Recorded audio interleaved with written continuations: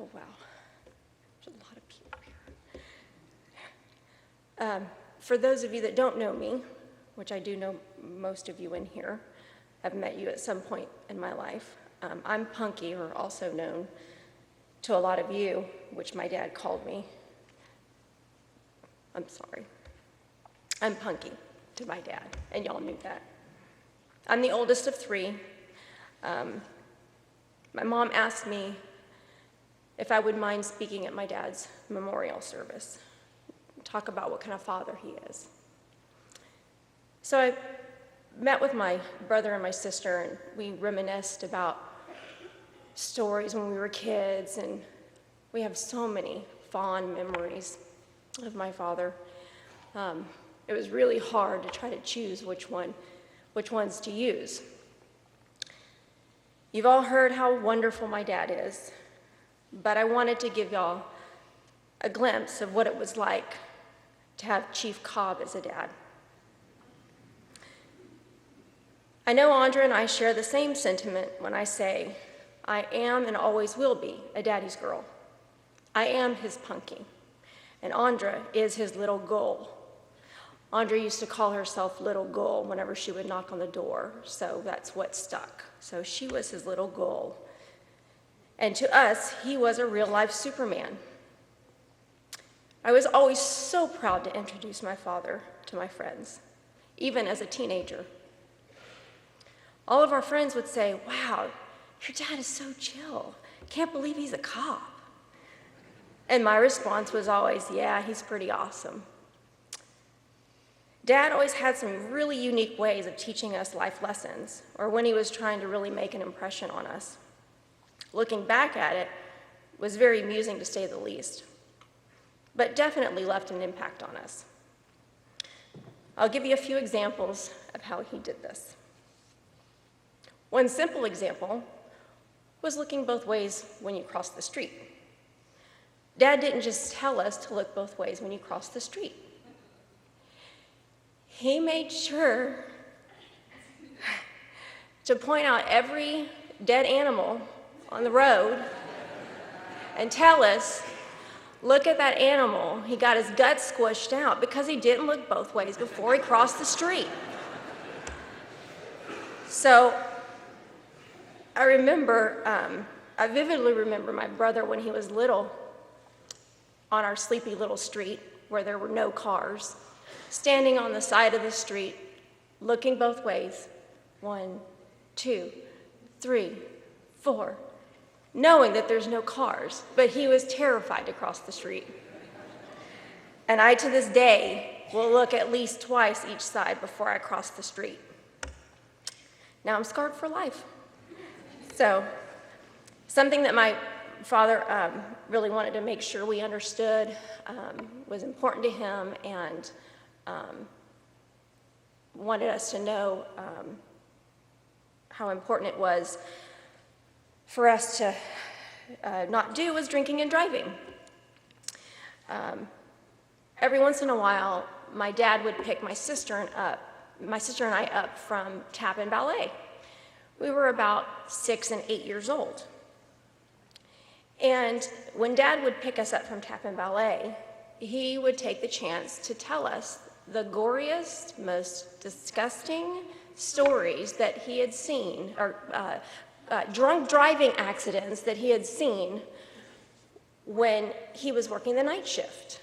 And of course, they were always teenagers doing the drunk driving, and how badly they were hurt. And so the strangest thing about it was we absolutely loved hearing the stories, which kind of begs the question, what was wrong with us? We would beg him to tell us the drunk driving stories, and every time he took us home.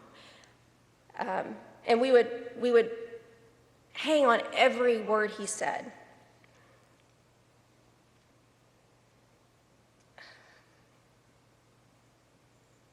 He told them so often to us, to Andra and I. We could still tell the gory details of this one particular story today.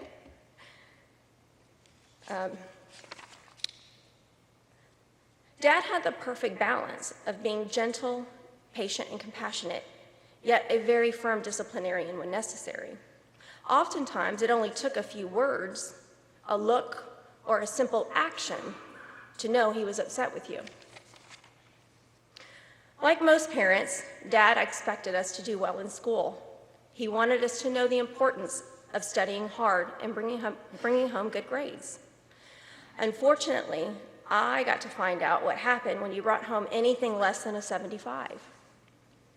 Like most teens, I was sitting in my room, relaxing, talking on the phone, watching TV, and listening to the stereo all at the same time. And out of nowhere, my dad walks into the room with a pair of scissors and cut the cord to my TV, cut the cord to my stereo, and cut the cord to my phone, and then just walked out. So as I sat there in shock, I tried to figure out why he was so upset. And oh my gosh, he just cut the cords to all of my electronics. I walked downstairs with a confused look and I asked him why he cut all the cords. And his response was simply, "Clearly you have too many distractions that are keeping you from studying. Now you don't." Fortunately for Andra, she knew the drill. So when she brought home her first under 75 grade, the first thing she did when she got home was she unplugged all her electronics and left them downstairs on the counter with her report card. As you can see, Daddy really knew how to make an impression. One of the things that was most important to my father was honesty, as many of you have already mentioned. Dad is truly the most honest person I've ever met, almost to a fault. He made sure his children knew the importance of always being honest. He used to tell us, if there's one thing I can't stand most, it's being lied to. So basically, you never lied to Dad, like ever. It was way better to just tell the truth and suffer the consequences than lie about it and him find out that you lied. Yikes. I learned the hard way when I was 16 not to lie to Dad. I was at a party and the fun was just beginning, but we had to leave, my friends and I, because I had to be home by curfew. One of the friends that I was with had a more lenient curfew, so we had the great idea to ask if I could sleep over at her house. And we would go back to the party, which we did. We eventually made it back to my friend's house a little after 3, and her mom's bedroom light was on. We were freaking out, trying to come up with a reason of why we were home so late. When we walked in the door, the first thing her mother did was look at me and say, "Call your father." I knew I was in so much trouble. I'm going to be so grounded, I said to myself. So my friends proceeded to tell some ridiculous story about why we were out late. Her mother turned to me and asked me if they were lying, in which I promptly replied, "Yes, ma'am." I sure as heck wasn't going to make a bad situation worse by lying again. When I got home, Dad looked at me straight in the eyes with 2 fingers and said, "Paula," which he never called me, so I knew this was going to be serious. "Paula, trust is the hardest thing to gain and the easiest thing to lose. You have lost my trust. I'm really disappointed in you." To me, that was the worst punishment ever. I begged him to just ground me. Just ground me. I don't care how long. Don't tell me I'm disappointed. I was a daddy's girl. I never wanted to disappoint Dad. I admired my dad so much, disappointing him was the worst feeling ever. As you can see, my dad really knew how to make an impression, and that time it was with very few words. But what I will tell you about that night, I told my father not long ago, because I certainly wasn't going to tell him at the time, that the reason I was out so late was all his fault. Because there were several friends at the party that were going to leave and drive drunk. So I didn't want them to drive drunk, and I was dropping everybody off at home. My dad said, "Well, honey, I'm proud of you, but you still lied." I grew up in a home with endless amounts of love. There was no shortage of I love yous, hugs, or kisses in our house. My dad was a sweet, gentle, and compassionate man. Dad showed us what it meant to love unconditionally, and he showed us what true love is by the way he loved my mom. Not only were they in love, they truly were best friends. They were always loving to each other and totally grossing us kids out, and we would let them know. But he would always tell us, "I loved her since I was 10. She's my little girl down the street." We were fortunate that we got to witness that kind of love every day growing up, literally every day. And before I conclude, I want to read you, as you know, my father died in a helicopter crash on a ranch in New Mexico. And we received a letter from the first responders and some of the neighboring ranch owners of the area. And I'm going to read you a piece of that letter. 36 hours ago, fire trucks and first responders went by our family ranch. Not a normal scene. We learned they were responding to a call reporting a fiery helicopter crash. Friends in Raton watched the fire, praying it didn't get out of control in this extreme drought. First responders and rangers worked hard to get to the crash site. We waited and prayed for the people on board. We prayed for the first responders. As in our tiny town, they are our friends and our family. We wondered, was it a flight for life helicopter that crashed? Was it hunters? We went to bed in prayer after it was reported that the fire was under control. As Thursday's news unfolded, we learned our beloved Flight for Life crews were safe. We learned it wasn't hunters. Instead, we learned a wealthy landowner, Charles Burnett III, was going to his ranch that he had purchased last fall. We learned a political figure from Zimbabwe, Roy Bennett, and his wife Heather were on board and were killed. We learned the pilots, Paula Cobb, Jamie Coleman Dodd, were experienced decorated pilots, and they too were killed. One person, Andra Cobb, Burnett's girlfriend and Paula Cobb's daughter, somehow survived well enough to call 911. Now, as I listen to a small airplane break the morning silence of our sleepy little town, I want to send my love and condolences to Zimbabwe, to Houston, and to our sister city, Trinidad, Colorado. I want to tell the families of the victims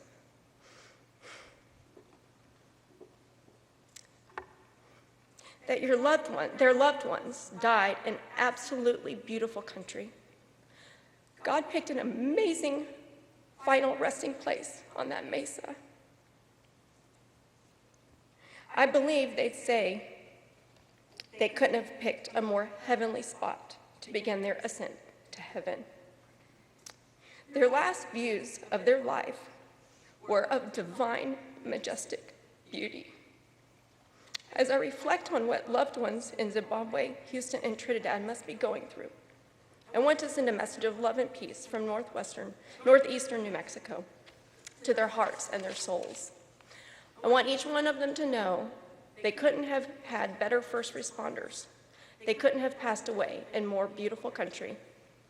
I know I speak for our community when I say our thoughts and prayers are with you. We hold you in our hearts. Vaya con Dios. Mary Lynn, Billy, Hugh, Larry, Grandpa, and Michael. I'm still struggling to accept my father, my sweet dad, my invincible real-life Superman, is gone.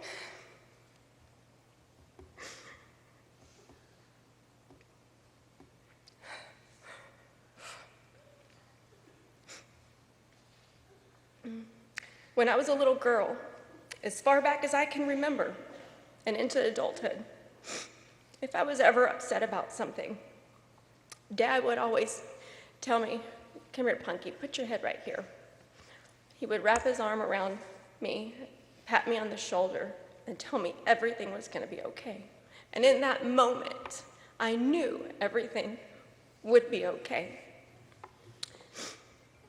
I only wish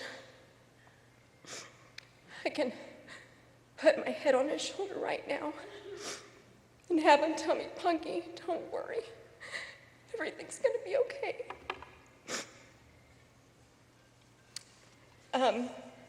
In conclusion, the Cobb family would like to extend our sincere appreciation to all of those who helped make the service possible. Our special thanks go out to Pastors Charles and John Redmond and the staff of First Baptist Church, as well as Lieutenant James Holt and the whole Pasadena Police Department for their support and assembly of the ceremonial and professional protocols that serve to honor my dad. Last but certainly not least, our heartfelt thanks to Dr. Ferrone and Chris Muncy for the flyover honors, serving to bring such a visual distinction and touching conclusion to this memorial.